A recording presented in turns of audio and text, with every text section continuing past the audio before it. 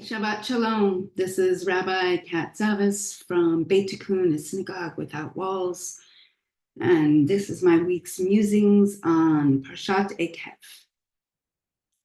The book of Deuteronomy is filled with warnings and promises, and this week's Parsha is no different. It begins by telling us if you listen, Shema, to the teachings of the Torah, you'll be rewarded. What is meant here by the word listen? Shema, or listening, invokes a particular quality. I understand it to mean to take it in, to let it impact you. It's an active verb, like a pleading. Listen, really listen, take these teachings to heart.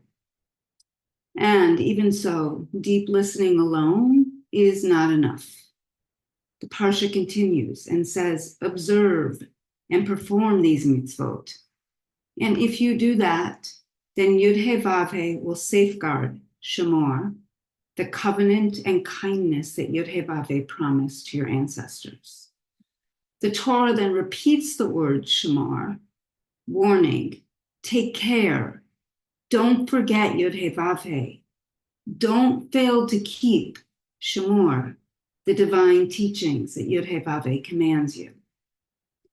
Almost immediately, the divine warns the people, you will get to the land and you will have abundance and be comfortable, and then you'll get haughty and full of yourselves. The Torah warns us what happens when our spiritual intentions are diverted. We will forget the divine presence in the universe. We will forget that we were slaves and that through divine intervention, we achieved liberation.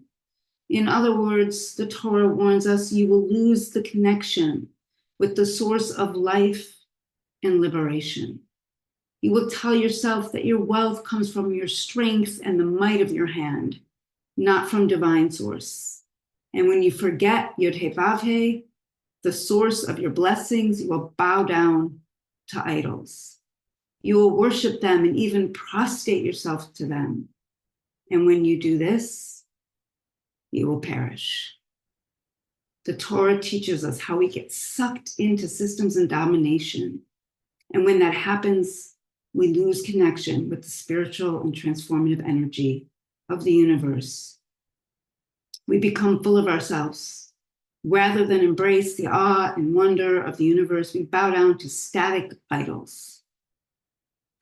So what are some of the key spiritual teachings we're supposed to follow? In this Parsha, we repeat a text that we say in our liturgy as part of the Shema and her blessings. And here's an English rendition of that prayer.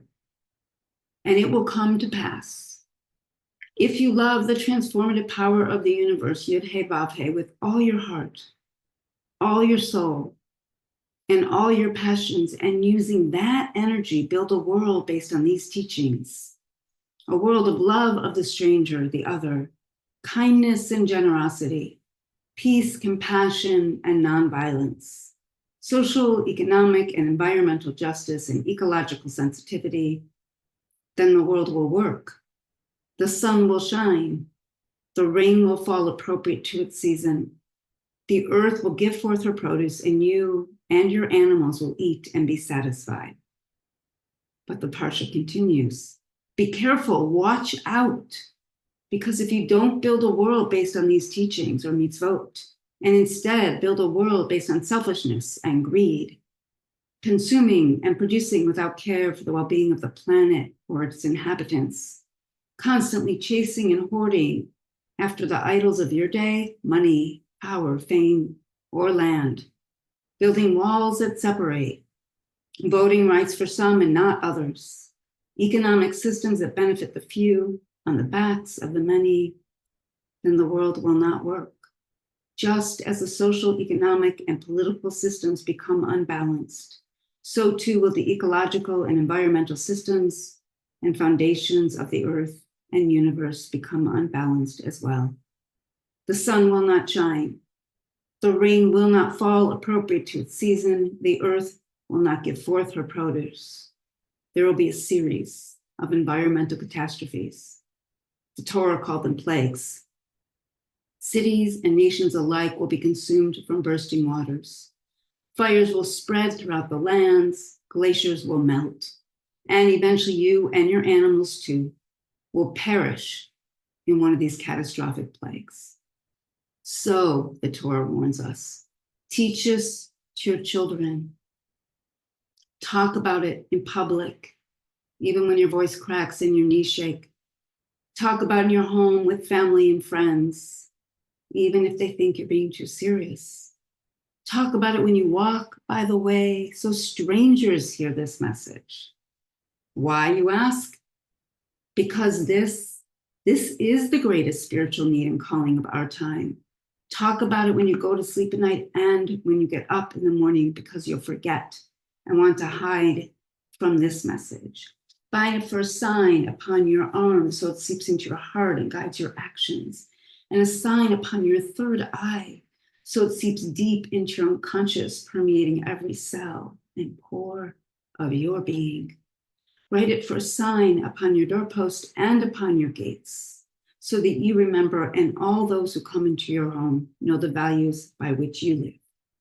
And if you do these things and build a loving and just world, then you and your children and all children will have a good long life on this good earth that God promised you.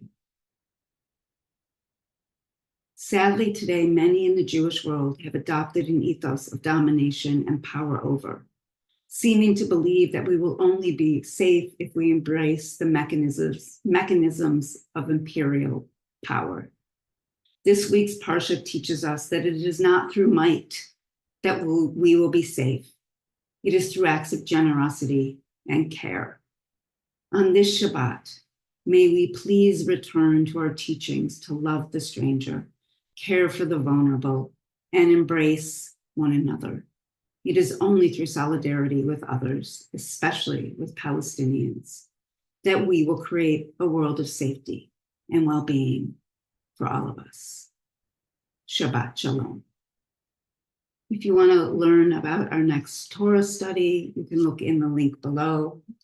And if you want to learn about upcoming events, that's also in the link below. We're going to have a conversation on September 9th with Jonathan Kutab, a Palestinian human rights lawyer, Christian theologian, a really incredible person. It's going to be a great conversation.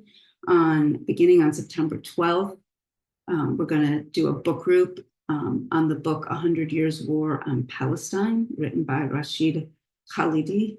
It's a very powerful book, and it's really going to allow us to grapple with some of our understandings of history. And it'll be rich discussions. And so you're welcome to join us. The links are below. You can sign up, and I hope to see you soon. May you have a blessed Shabbat. Thank you.